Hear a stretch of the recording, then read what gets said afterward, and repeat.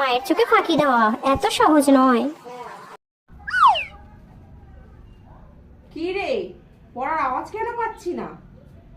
তাড়াতাড়ি একটু জোরে জোরে পড়, কালকে তো পরীক্ষা। শুনতে কেন পাচ্ছি না? এখানেই তো আমি কাজ করছি। কি রে, তুই নাকি বই পড়ছিস? হ্যাঁ পড়ছি তো, এতে ফোন লাগছে। আমি সব কিন্তু দেখতে পেয়েছি, ঠিক আছে? তোকে আমি এখন কিছু বলবো না, কালকে পরীক্ষাটা যা আর রেজাল্টটা বের হোক, তারপরে তোর কপালে দুঃখ আছে। আমার সব পড়া মুখস্থ। রেজাল্ট দেওয়ার দিন যখন চলে আসে, এবারের মতো বাঁচিয়ে দাও। এবার যদি আমি পাস করে যাই তাহলে তোমাকে আমি লাড্ডু খাওয়াবো, অনেক কিছু খাওয়াবো। Please please please please please আমাকে পাস করে দাও প্লিজ। আসছি।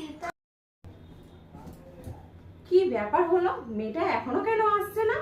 আজকে তো রেজাল্ট দেওয়ার কথা। কি জানি বাবা কি করেছে। আসুক আজকের